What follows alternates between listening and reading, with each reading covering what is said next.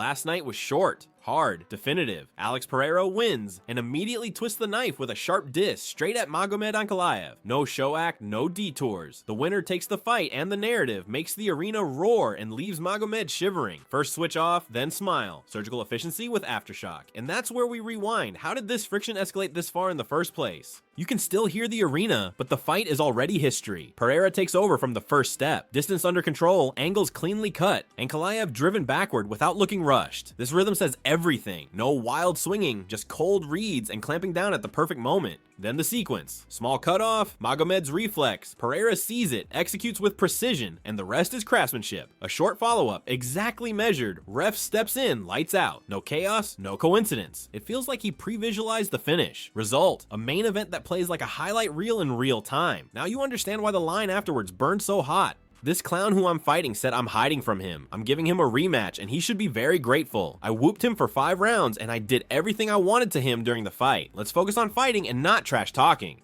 Magomed goes straight into directive mode. No hand holding, no we'll see. He frames the rematch as a favor and rewrites the first fight as a casual stroll. Subtext in neon, fewer tweets, more kicks. It hits like a bucket of ice water on a campfire, only it hisses louder because of it. Don't talk too much. One way to the tire shop after this fight. And then the gear shift from sober to needling, meme, tire shop jab, a digital uppercut with grease smell. First, don't talk too much. Then in the next breath, he's jabbing on a conveyor belt. Irony, you can almost hear clicking. Psychological ground and pound, public and unmistakable. Exactly here it's obvious. The timeline is boiling, and Dean Thomas is about to pour on extra kerosene. I've been saying this for 2 years.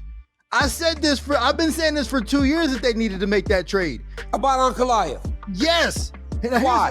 When Ankalaev was running around trying to get fights, begging for fights, I said trade his to the PFL where he can go win $1 million. Dean pulls an old audio off the shelf and serves it like fresh ammo. In the middle of fight week, a side remark becomes a management move. Trade idea, PFL, million. It doesn't just target Magomed, it hits the question of who the UFC really wants to push. I am tripling down on this.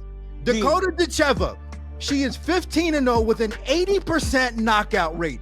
If you don't think that the UFC could make her a star, one of the biggest stars in all of MMA, a blonde-headed girl next door, a pretty girl that has an 80% knockout rate, she would be the biggest star in the UFC. And he doubles, no, triples down. Prospect numbers like a PPV trailer, 15-0, 80% KOs, girl next door vibe, biggest star promise. Subtext in marquee lights. By market logic, Ankalaev is interchangeable. While Poatan and Magomed let the fists do the talking up front, Dean is already selling the next poster in the back. Who is Dean Thomas? Magomed replies without a paragraph break, but with pictures. 2 posts, 2 hooks, a throwback with a jab, plus the freeze frame from back in the day. No essays, no thread, just visual uppercuts, message. Your theory? Whatever. Who are you? It lands. The side plot becomes the main arena and everyone scrolls back to count the scratches. То же самое, не нужно словами бросаться. Мы ожидаем, что до октября будет. Давайте сделаем это в ринге. Зачем говорить пустые слова? Eu não falei nada, ele sempre falou. Eu nunca falei nada, ele sempre falou. E agora quando chegou frente a frente, é cuzão. At the UFC PI, Magomed hits record and leaves politeness in the locker. Clear selfie statement, clear place, clear threat. We'll see each other. No studio, no filter. Just raw format with a pulse. That's how you turn a gym walkthrough into a teaser that wakes the algorithm. Escondendo, velho, cuzão, velho. Pereira doesn't take long. He comes in sharp, a single word, coward. Thrown like a lead hook, short, venomous, perfectly dosed, the ping pong is complete. Call out in the gym, counter in the feed, and fight week is officially in full blaze. Now everything's been said, and yet the silence before the bell says the most. Time to let the cage do the talking.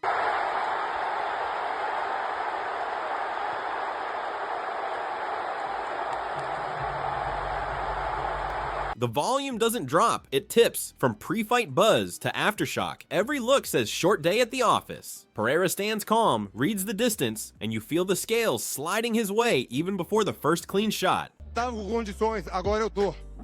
Vengeance is never a good thing. It's kind of a poison sometimes. I told everyone I was not in a good condition last time. Nobody believed it. You saw it.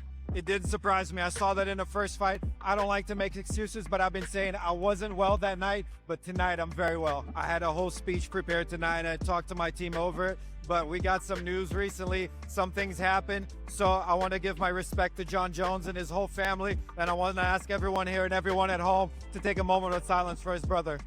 On the mic, he stays in the same rhythm, short, sharp, stinging. The winner takes not just the win, but the last word, a jab that ripples through the timeline like an aftershock. Result, fight decided, narrative control secured, and Magomed has to live with the echo. How does the rest of the league react? That's what we hear next.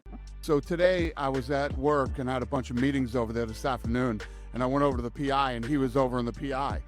And I'm like, well, you're the last guy I expected to see here today. What are you doing here?